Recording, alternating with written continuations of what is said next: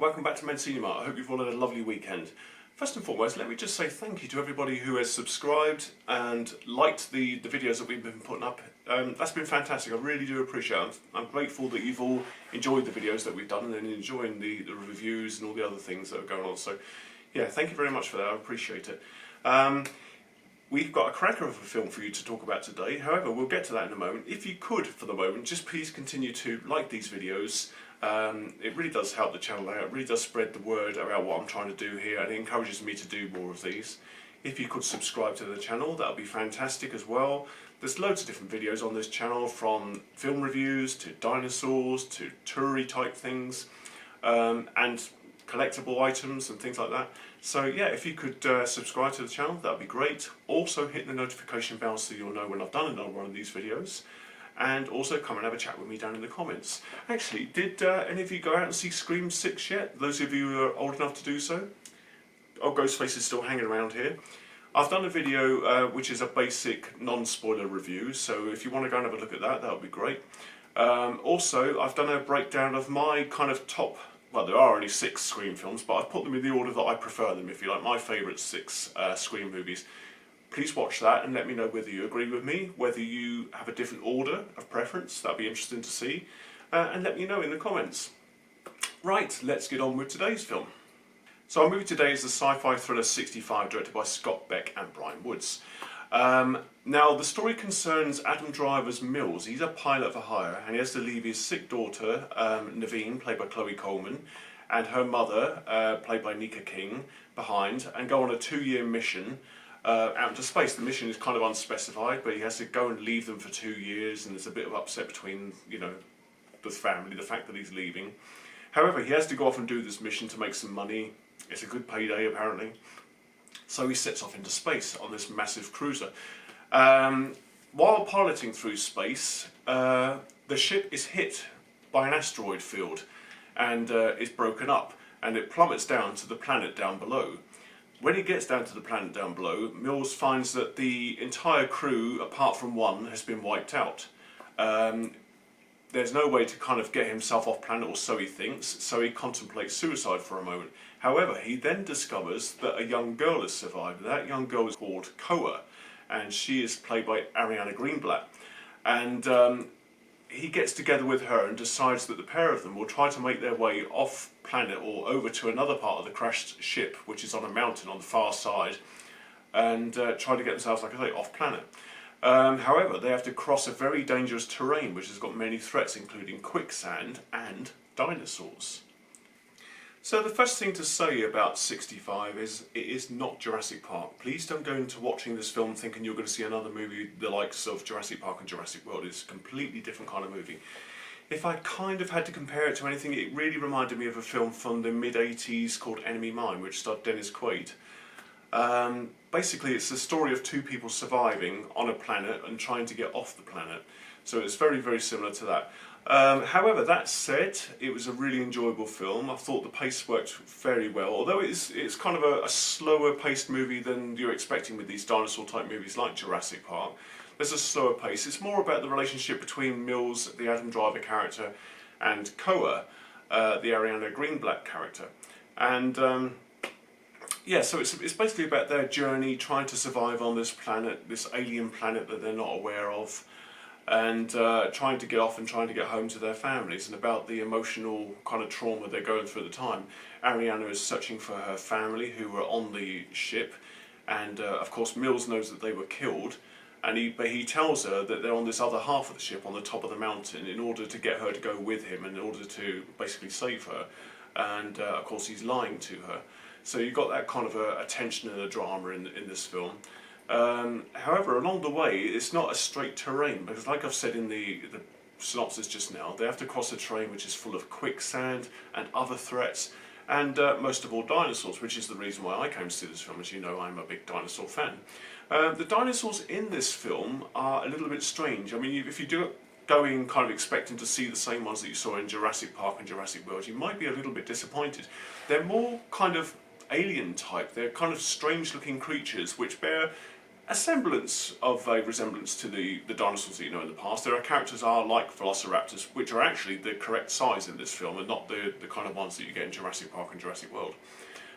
There's a character that looks like an ankylosaurus, and of course you've got a character that looks like a T-Rex. But they don't look like the ones that are in Jurassic Park, so there may be a little bit of a disappointment amongst you dinosaur fans thinking, well, they look a bit odd, but you know, just go with it. The dinosaurs themselves are in the movie, of course, but they appear kind of sparingly for me. I thought they should have appeared a lot more. It's more really about the relationship between Mills and Koa, and how they get through these scrapes and how they get out of these kind of caves and things like that, and get back to the ship.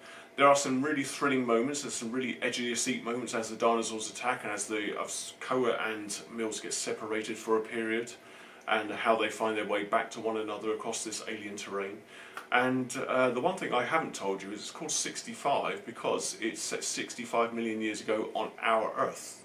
What happens is Mills is a pilot from a distant planet far across the other side of the galaxy, and the planet that he crash lands on is Earth, and it's 65 million years before man. Now the other threat that is in this film is that the asteroid that wiped out the dinosaurs is imminent. So there's always this looking up in the sky and seeing this blazing thing coming down towards you, and you've got to basically get the two characters over to their ship and off planet before it hits. So there's a very kind of tense moment with that. There's always that in the background, which I thought was great. I thought 65 was a really enjoyable film. Like I say, it's not probably going to be for the Jurassic Park, Jurassic World crowd, but I enjoyed it. I thought it was a great sci-fi thriller. It reminded me in tone of the thrillers, the sci-fi thrillers from the kind of late 60s, early 70s. It just had that kind of a mood about it. Something that kind of reminded me, like I said, of the movie Enemy Mine from, I think Enemy Mine came out around 1985, 1986. And it also kind of reminded me of movies like Silent Running and Alien itself. Just the fact that the way the movie is shot, it just feels very 70s, kind of early 80s kind of movie. Like I said, that said, the movie, it moves along at its own pace. There are some really thrilling moments in it, some really thrilling edge of the seat moments. The dinosaurs are great for what they are, and yeah, obviously we've got to follow their path off onto the other half of this ship, and will they make it or not? Well, that's where the tension lies in the story. So 65, I do recommend you go and see it at the cinema.